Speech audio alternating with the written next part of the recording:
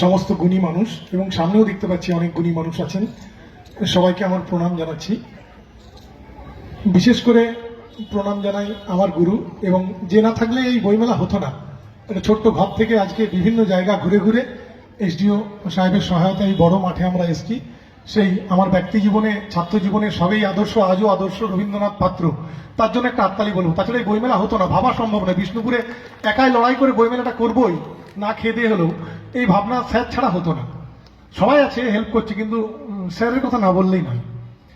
আর sir যে গুরুদায়িত্ব দিয়েছেন, আমি তার নিয়ে কি বলবো, তিনি নিজেই নিজের আলোকিতে আলোকিত। স্যাররা বলছিলেন বক্তৃতায় যে তার সেল এত হচ্ছে, তাহলে আমার আলাদা করে বলার কিছু নেই। অনেক পাঠক এখানে আছেন, আমার থেকে ভালো পাঠক আছেন, আমিও ওনার একজন প্রিয় পাঠক। তো আমি আমার মতো ছোট্ট একটু চেষ্টা করেছি।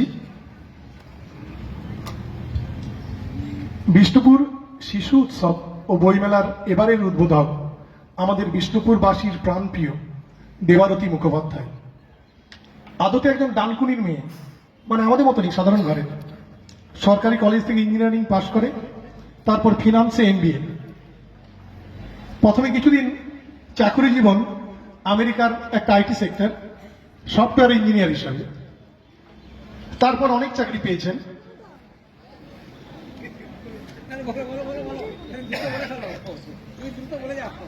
হ্যাঁ, 4 বছর ব্যাংক অফ বরোদায় দায়িত্বভাবে ব্যাংক ম্যানেজারের দায়িত্ব পালন করেছেন। পরবর্তীকালে রাজ্য সরকারের বিশেষ অফিসার এখন। কিন্তু এই পরিচয়গুলো তো তুচ্ছ, এমনি তো অনেকেই আছেন, তারা ভালো মানুষ, তাদেরকে নিয়ে এত সকাল থেকে কোথায় আসবে, ধর্মতলা পেরিয়েছে, গাড়ি ছেড়েছে। আমরা বইমেলার মানুষ আগের বছর থেকে চেষ্টা করছি। স্যার রবীন্দ্রবাবু বললেন, বেটা এবারে দেখো যদি করতে পারে। অনেকেই বললেন যদি আসতে পারে, অসুস্থ ছিলেন উনি। যা হোক করে যোগাযোগ করলাম, প্রথমে অ্যাসিস্ট্যান্টের সাথে, পরে ওনার সাথে। উনি সর্বাগ্য হয়ে রাজি হলেন। দুদিন আগে ইনস্টাগ্রাম এবং ফেসবুকে একটা পোস্ট করেছেন যে বইমেলা যখন কলকাতায় হয় আমি কোথাও যাই না, কিন্তু বিষ্ণুপুরের মানুষ এত ভালোবেসেছে, এত আন্তরিকতা নিয়ে ডেকেছে আমাকে, আমি না যেয়ে থাকতে পারলাম না। এটার জন্য আমরা খুব গর্ববোধ করি। কিন্তু এই পরিচয়গুলো বাদ দিয়েই তো নয় ওনার পরিচয়। উনি মাত্র 10 বছর বয়সে প্রবন্ধ প্রতিযোগিতা প্রতিদিন পত্রিকা করেছিল, সেখানে বিজয়ী হন এবং পথ চলা শুরু। 2016 সালের শেষ দিকে প্রকাশিত হয় প্রথম উপন্যাস ঈশ্বর যখন বন্দী। তারপর আর ফিরে তাকাতে হয়নি। সে বছরই পরপর 4টি। তার ছোট লেখা বাবা গল্পটিকে সেরাস সেরক 2016 সম্মাননা দিয়েছিলেন মালদা জেলা পরিষদ থেকে।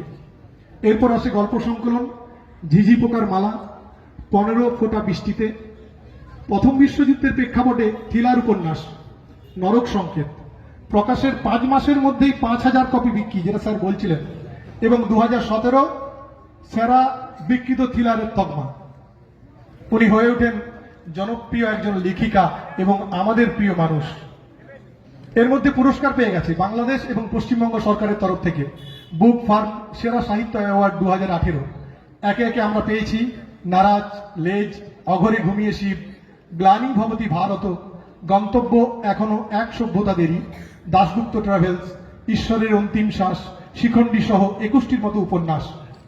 কিন্তু আমরা বিষ্ণুপুরের মানুষ কখন প্রেমে পড়লাম? 2021 যখন প্রকাশিত হলো বিষ্ণুপুর মল্ল রাজা এবং কালাপাহাড়কে নিয়ে ডাকাত রাজা। আমরা দেখেছি অসংখ্য, আমরা রাত জেগেছি, রাত 12টা পর্যন্ত কিভাবে বইটা বুক করব, এবং পরে রিভিউ দিয়েছেন। উনি সবাইকে বিষ্ণুপুরের রিভিউ দিয়েছেন ফেসবুকে। যে উনি হয়ে উঠলেন আমাদের বাড়ির মেয়ে, বিষ্ণুপুরের মেয়ে। এবারে তার উজ্জ্বল উপস্থিতি আমাদের বিষ্ণুপুরের বই মেলাকে সার্থক করেছে। আমরা তার ভালোবাসায় আবার পড়লাম। আমরা বইমেলা কমিটির তরফ থেকে তাকে অনেক ভালোবাসা জানাই, প্রণাম জানাই। শেষ করছি। উনি অসুস্থ ছিলেন।